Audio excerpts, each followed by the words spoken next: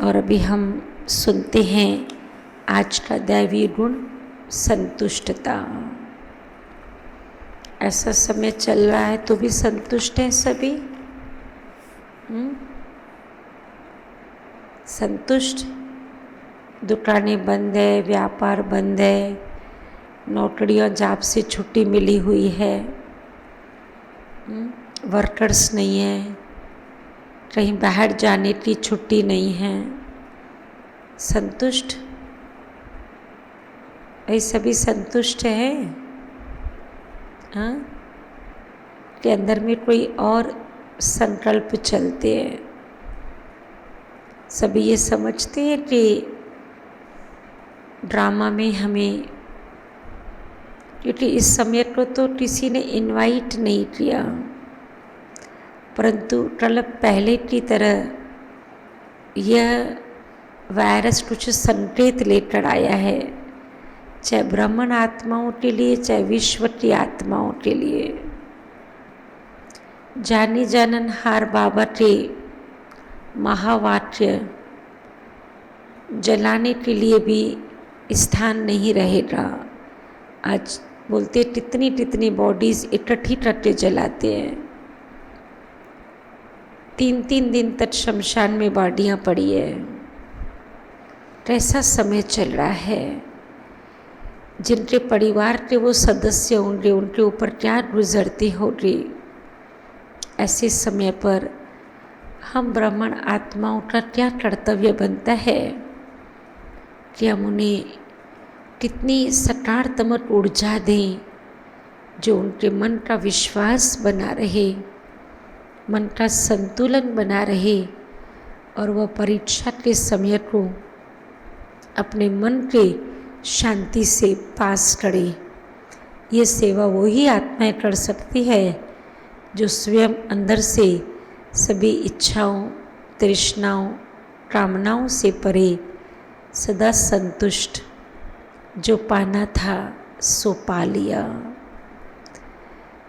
परवाह थी पार ब्रह्म में रहने वाले परमेश्वर की, वो मिला तो अब और क्या चाहिए।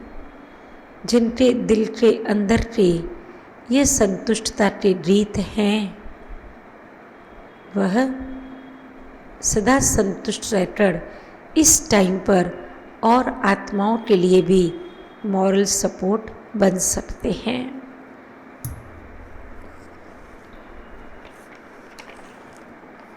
संतुष्टता का गुण। संतुष्टता एक वृत्ति है, एक हमारी सोच है। ये सोचने का एक तरीका है जिसका कनेक्शन बाहरी प्राप्तियों से नहीं, आंतरिक प्राप्तियों से है। बाहरी प्राप्तियों के कारण हमें दुनिया भर की प्राप्तियां हुई तो हम संतुष्ट होवे नहीं। ये संसारिक प्राप्तियों की सिद्धि नहीं है, या संसारिक प्राप्तियों की मंजिल नहीं है संतुष्टता। ये आत्मा की आंतरिक संपन्नता की मंजिल है। जब आत्मा अंदर से, जो आत्मा को अंदर से चाहिए, जैसे बाबा बहुत बार कहते ना, किसको पानी की प्यास लगी हो और आप उसे 36 प्रकार का भोजन दे दो तो 36 प्रकार का भोजन उससे नहीं पाएगा।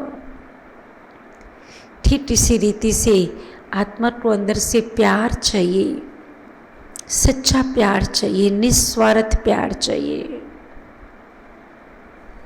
आत्मा को अंदर की शांति चाहिए, मन की शांति।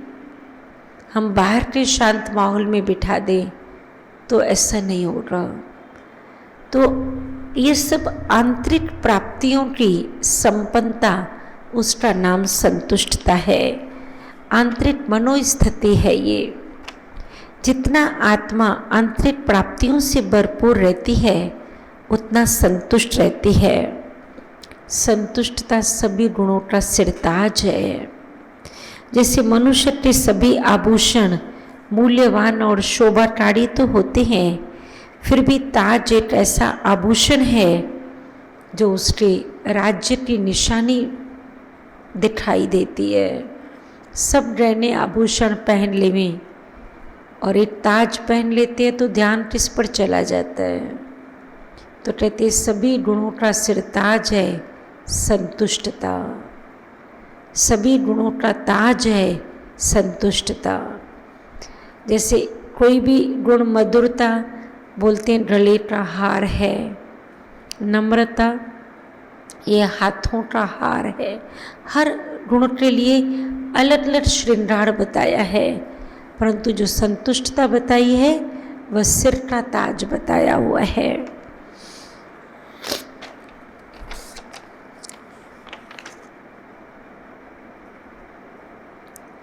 आत्मा असंतुष्ट क्यों रहती है? संतुष्टता के भी कारण हैं। ये सब बातें हैं, आंतरिक प्राप्तियां हैं, बाबा से गहरा कनेक्शन है, ज्ञान की समझ है, ज्ञान विस्डम की लेवल पर है तो संतुष्टता है। प्रभु प्राप्ति के गीत मन सदा गुनगुनाता है तो संतुष्टता है। असंतुष्टता के क्या कारण है? असंतुष्टता पहले तो कन्फ्यूज़न के कारण होती है। जब कोई भी लंबी बात क्लियर नहीं होती, कोई जीवन के अंदर बातें आती है उनकी क्लैरिटी नहीं मिलती, दुविधाएं होती है, सोचते हैं क्या करे, कैसे करे, कहाँ जाए, ऐसे करे या ना करे। जब ऐसे बहुत समय से दुविधा के या तो यहाँ या तो यहाँ, इस पार या उस पार, जब ऐसी दुविधाएं मन में चलती है तो वहाँ असंतुष्टता का जन्म होता है। दूसरों के स्वभाव के कारण, जब दूसरों के साथ हम अपने आप को एडजस्ट नहीं कर पाते, दूसरे के स्वभाव को अंडरस्टैंडिंग नहीं कर सकते, या हमें साथी होकर देखने का अभ्यास नहीं है तो असंतुष्ट हो जाते हैं।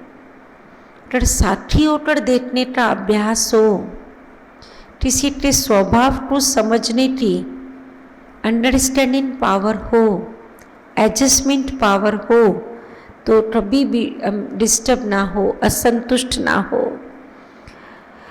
दूसरा, जब कोई ना कोई बीमारी हमेशा शरीर को पकड़ के रखती है तो भी कहते क्या करे, छोड़ती नहीं बीमारी, मुझे ही पकड़ के रखी है, क्या मैंने ही ऐसे पाप कर्म किए, मेरी प्रकृति ऐसी है, मुझे ही ड्रामा में ऐसा मिला है, तो किसको दोष देना शुरू कर देते हैं ना। कभी बाबा को दोष देते हैं, कभी ड्रामा को दोष देते हैं, कभी प्रकृति को दोष देते हैं, कभी अपने कर्मों को दोष देते हैं। चौथा, परिस्थितियों के कारण जब आर्थिक कठिनाइयाँ आती है और सामना करने की शक्ति नहीं होती तो असंतुष्ट हो जाते हैं। आर्थिक कठिनाइयाँ, फाइनेंशियली जब थोड़ा सा नीचे ऊपर होते हैं, बाबा तो कहता है बच्चे पेट क्या मांगता है, एक पा आटा। वास्तव में हमारे जगदीश भाई कहा करते थे, पेट भरने के लिए पैसा नहीं चाहिए, पेटियां भरने के लिए पैसा चाहिए। और दूसरी बात, आवश्यकता अनुसार इतनी पैसे की ज़रूरत नहीं होती, इच्छाओं अनुसार पैसे की ज़रूरत होती है। तो अभी ये जो समय चल रहा है जिसमें व्यापार, धंधे, दुकान सब बंद हैं, तो ये समय हमें सिखा रहा है आवश्यकता जितना हम खर्च करें। ये सब घर परिवार में क्या बोलते हैं, धंधे बंद पड़े, फालतू खर्चे नहीं करने हैं। ऐसे नहीं दूध बंद करेंगे, सब्जी बंद करेंगे, अन्न पानी बंद करेंगे, वो नहीं बंद करते। फजूल खर्चे, बाहर से खाना लाना, बाहर घूमना, या और भी कई और, बाहर घूमेंगे तो पेट्रोल के खर्चे होंगे, बाहर घूमेंगे तो होटल के खर्चे होंगे, तो ये फजूल खर्चे। तो आर्थिक परिस्थिति कम जास्ती भी हुई, थोड़ी धन में कमी पेशी आई भी, दुकान व्यापार बंद होने कारण, तो आवश्यकता अनुसार इंसान 2 रोटी से, जो गायन है ना, दाल रोटी खाओ प्रभु के गुण गाओ।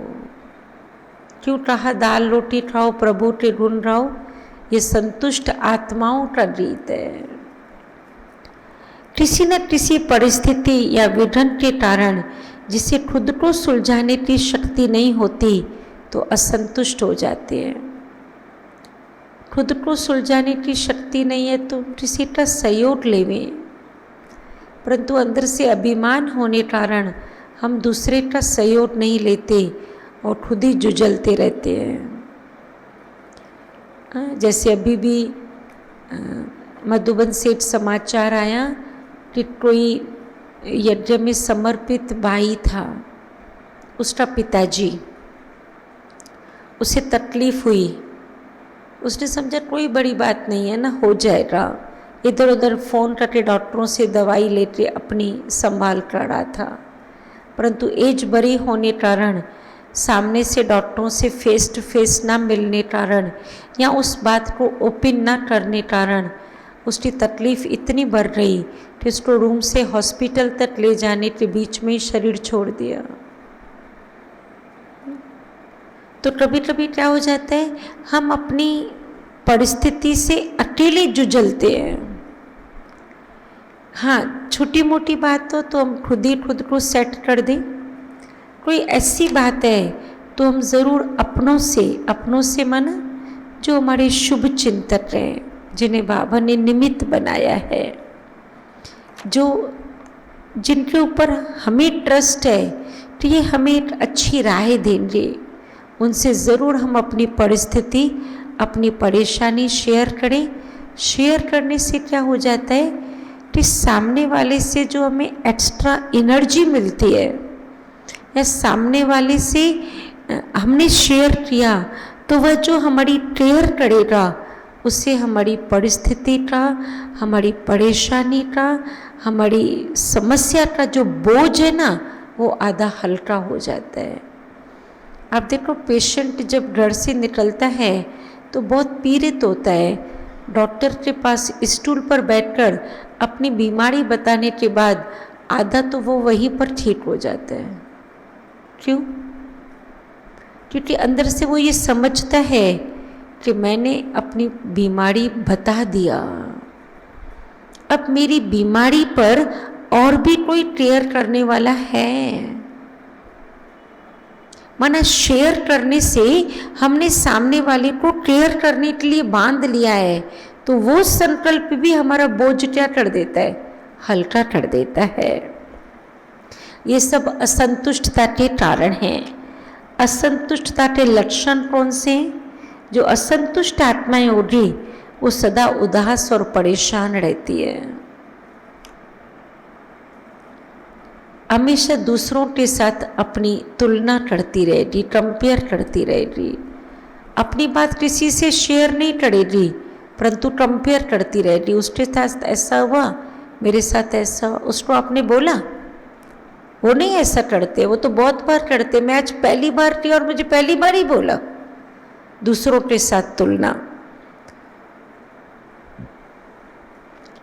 थोड़ी थोड़ी बात में रूठ जाना और कंप्लेन करते रहना, ये असंतुष्ट आत्मा की निशानी है। सदा अपने को थका हुआ महसूस करना, अपने भाग्य को कोसते रहना, दूसरों के दोष और अवगुण देखते रहना, हर बात में दूसरों की कमी और त्रुटि पर ध्यान देते रहना, ये असंतुष्ट आत्मा की निशानियाँ। भाई ऐसे लक्षण अपने अंदर हो, जैसे वो कोरोना के लक्षण देखते ना, है क्या ऐसे, तो जैसे लक्षण देखते हैं तो तुरंत क्या करते हैं, टेस्टिंग के लिए चले जाते हैं, तुरंत उसकी ट्रीटमेंट लेते हैं। थोड़ा ऐसे लक्षण दिखे असंतुष्टता के तो तुरंत क्या करना है, उस कीड़े को अंदर नहीं रखना है। और अंदर से असंतुष्ट आत्मा में स्वार्थ भावना रहेगी, मुझे चाहिए, क्योंकि असंतुष्ट है ना अंदर से ज़्यादा मुझे चाहिए। अभी संतुष्ट कैसे रहेंगे? संतुष्ट रहने के तरीके क्या हैं? पहले तो हम अपने आप को अंदर से देखें कि मैं अपने आप को संतुष्टता के गुण से सुशोभित करना चाहती हूँ। मैं अपने अंदर इस गुण को, इस क्वालिटी को डेवलप करना चाहती हूँ। मैं अपने पर्सनैलिटी में, अपने व्यक्तित्व में इस गुण का निखार लाना चाहती हूँ। अगर चाहती हूँ तो बहुत सरल है लाना। कोई असंतुष्ट रहने के बहुत कारण हो सकते हैं। संतुष्ट रहने के लिए तो एक भी मंत्र पढ़ा कर ले तो संतुष्ट हो जाते हैं। संतुष्ट रहने के लिए ईश्वरीय प्यार और ईश्वर के साथ गहरा संबंध, बाबा के साथ दिल का प्यार, बाबा के साथ अटूट संबंध, ज्ञान का मनन चिंतन और अलौकिक प्राप्तियों का चिंतन, और लास्ट में संतुष्टता के लिए शुक्रिया अदा करने का गुण हो। संतोषी माँ की पूजा भी किस दिन होती है? शुक्रवार के दिन। शुक्रिया अदा करते करते ही संतुष्टता का वरदान मिल जाएगा। और उसमें भी संतोषी माँ का प्रसाद चना और गुड़, दोनों गरीबी की निशानी। ये गरीब लोग किसके साथ रोटी खाते हैं? गुड़ के साथ रोटी खा लेते हैं। अभी पता चलता है कि शक्कर बहुत नुकसानकारक होती है, गुड़ फायदे वाला होता है।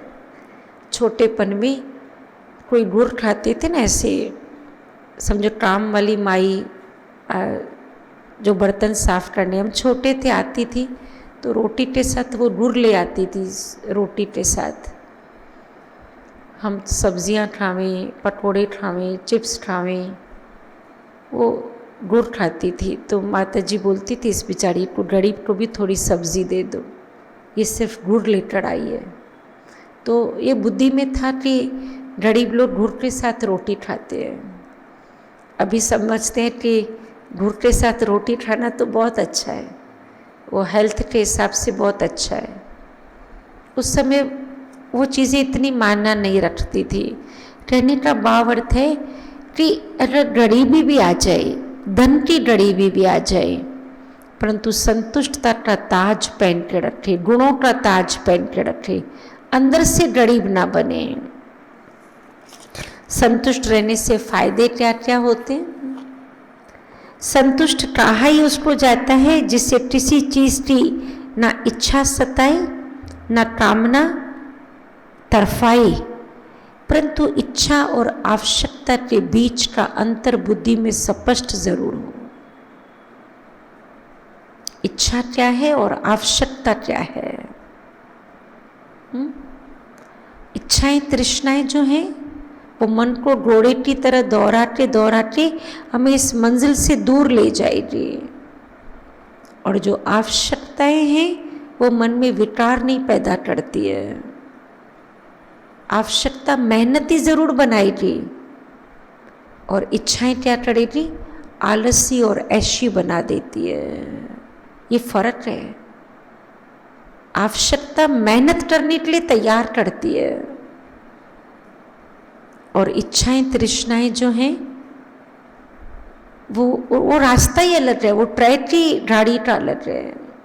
तो संतुष्ट आत्मा की बुद्धि में इच्छा क्या है, आवश्यकता क्या है, ये कंट्रास्ट है बुद्धि में।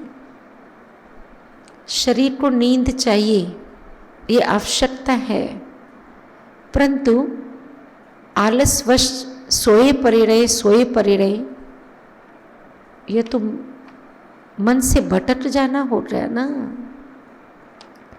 संतुष्ट व्यक्ति सुलझा हुआ और बुद्धि से स्थिर रहता है। संतुष्ट व्यक्ति से दूसरों को भी सुख मिलता है, क्योंकि वह अपने लिए व औरों के लिए सदैव सही मार्गदर्शन करता है। संतुष्ट व्यक्ति के संग में आने वालों को ये चिंता नहीं रहती कि ये किसी बात से नाराज ना हो जाएं। क्यों? क्योंकि संतुष्ट व्यक्ति का स्वभाव सरल और हल्केपन से व्यवहार का रहता है। संतुष्ट व्यक्ति किसी भी बात से कभी नाराज होता ही नहीं है, क्योंकि वह ड्रामा के राज को जानता है।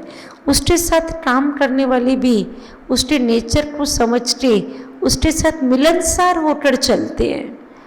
कभी कभी कोई व्यक्तियों का स्वभाव ऐसा होता है ना, कहते नहीं बाबा इसके साथ हम ना थोड़ा डिस्टेंस बना के रखते हैं, दूरी बना के रखते हैं, नहीं तो इसका पता ही नहीं चलता है, वो कभी नाराज हो जाएगा, कभी उसका मूड खराब हो जाएगा। संतुष्ट व्यक्ति बहुत ही सरल स्वभाव। संतुष्ट व्यक्ति छोटी छोटी बातों को मन पर नहीं लेता। संतुष्ट रहने वाले व्यक्तियों के साथ सभी अपना संग माने सब उसको साथ देने के लिए हमेशा पसंद करते हैं। संतुष्ट व्यक्ति अनेकों के स्नेही और सहयोगी बन के रहता है। सब उसके स्नेही सहयोगी रहते हैं, वो सबके साथ स्नेही सहयोगी बन के रहता है। संतुष्ट व्यक्ति सदा खुश रहने कारण खुशी की खुराक खाता रहता है। कोई भी परिस्थिति आए शक्तिशाली बन उसका समाधान कर लेता है। क्यों? इम्यूनिटी सिस्टम उसका स्ट्रांग है। हाँ, तो कोई भी परिस्थिति का वायरस आएगा उसके ऊपर इन्फेक्शन नहीं करेगा, उसको सॉल्व कर देता है। क्यों? खुशी की खुराक खाता रहता है संतुष्ट आत्मा। ठीक है भाई, सभी संतुष्ट हैं? तो आज अपने आप को 21 बार लिखो, मैं संतुष्ट आत्मा हूँ। बाप दादा के मस्तक में चमकने वाली मैं संतुष्ट मणि हूँ। सदा संतुष्टता के स्वमान में अपने आप को सेट करना है। संतुष्ट रहने वाली आत्मा बड़ी बड़ी परिस्थितियों को ऐसे पार कर लेगी जैसे जहाज जब उड़ता है तो बड़े बड़े पहाड़ कैसे क्रॉस कर लेता है, पता ही नहीं चलता है। 5 मिनट में इधर से उधर पहुंच जाता है। वो परिस्थिति कहाँ रह जाएगी पता ही नहीं चलेगा।